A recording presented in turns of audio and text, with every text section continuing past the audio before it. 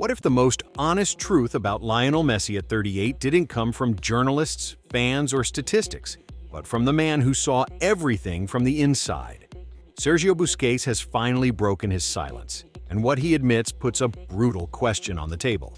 How can a player who's supposedly in the twilight of his career still control matches, his teammates and his opponents, as if time itself had stepped aside? 70 goals and 11 decisive contributions in a single season. A league reshaped around a silent presence. And inevitably, the comparison returns. Messi and Ronaldo. Control versus obsession. Intelligence versus strength.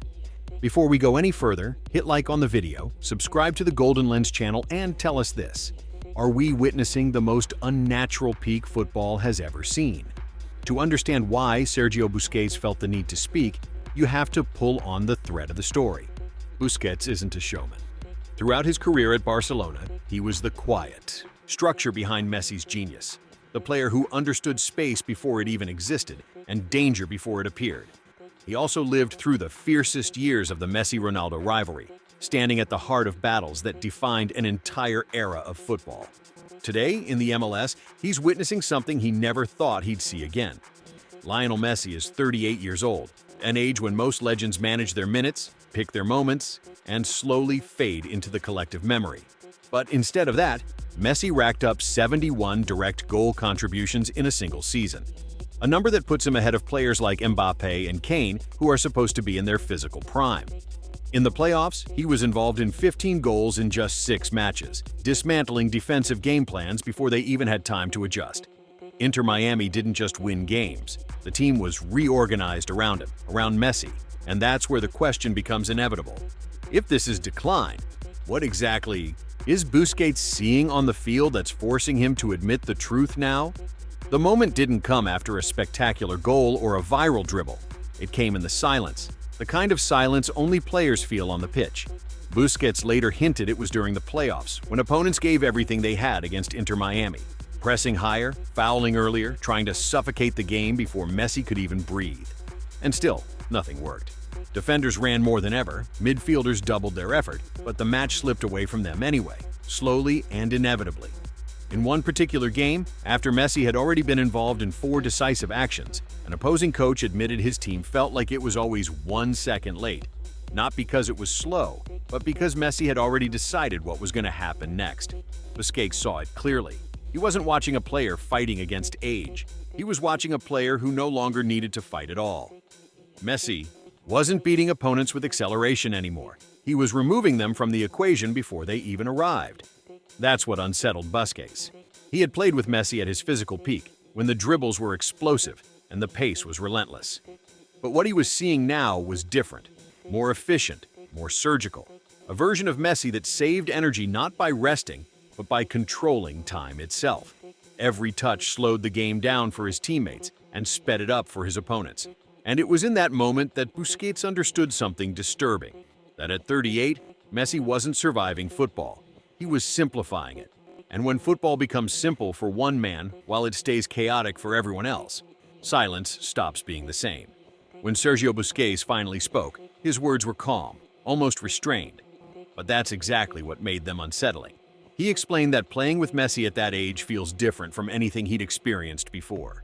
Not because Messi was doing more, but because he needed less. Fewer runs, fewer contacts, less urgency. Busquets admitted that Messi now controls matches in a way that can't be measured by sprints or duels. He controls them through anticipation, by knowing where danger will appear before it even exists.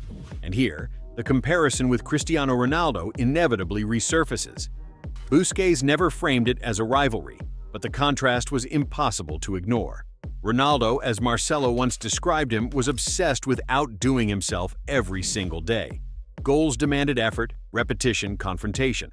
Messi, according to Busquets, demands something completely different: silence, understanding, and trust that the right decision will come without forcing it.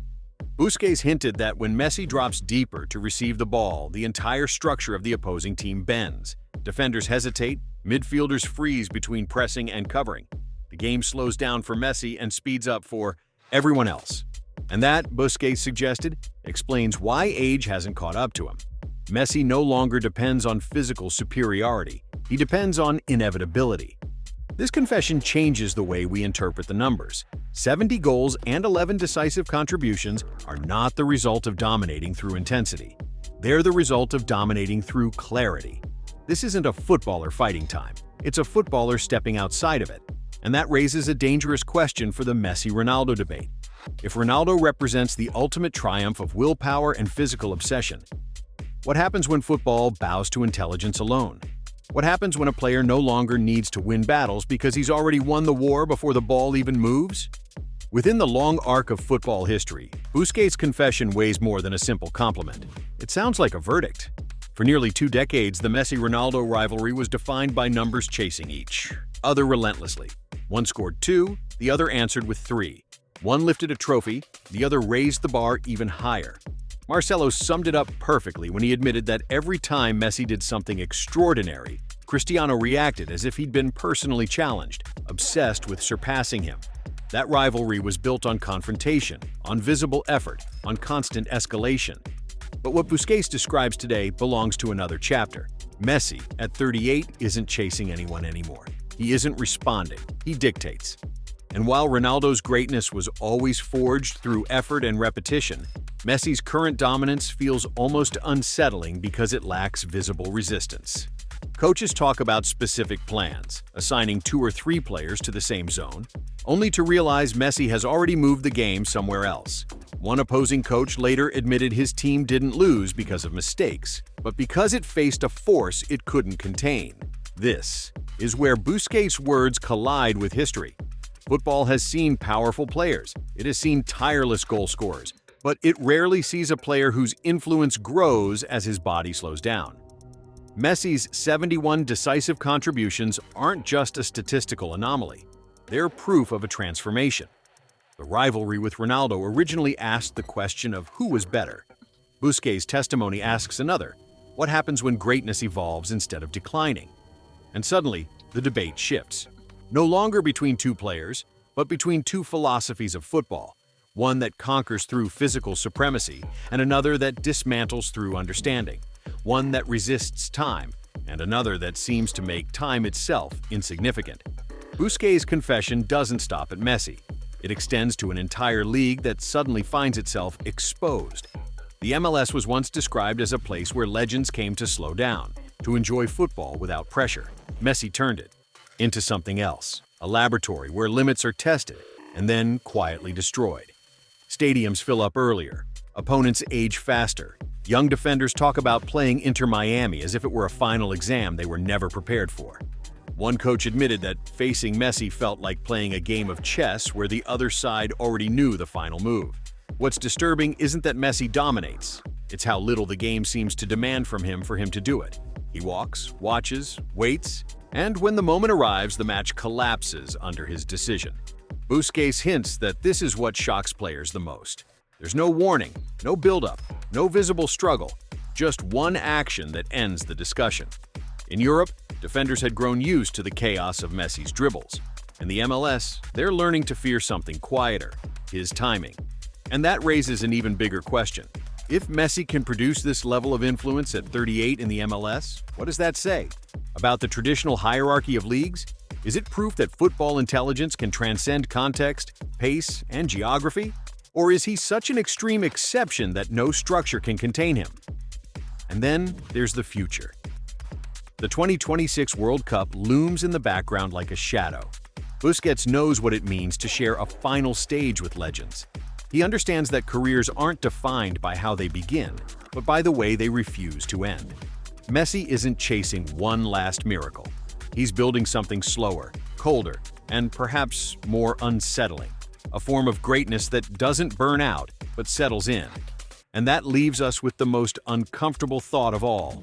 What if this isn't the end of Messi's story, but his most controlled chapter? Sergio Busquets didn't shout. He didn't provoke. He simply admitted what many are only beginning to understand. Lionel Messi, at 38, isn't defying time through effort or obsession. He's redefining dominance through control. His numbers shock, his influence destabilizes, and his silence speaks louder than any celebration ever could. This confession doesn't end the Messi-Ronaldo debate. It transforms it. Now we're asking a deeper question. What kind of greatness truly lasts? Subscribe to the Golden Lens channel, share this video, and leave your opinion below. Is Messi writing the most unnatural chapter football has ever seen?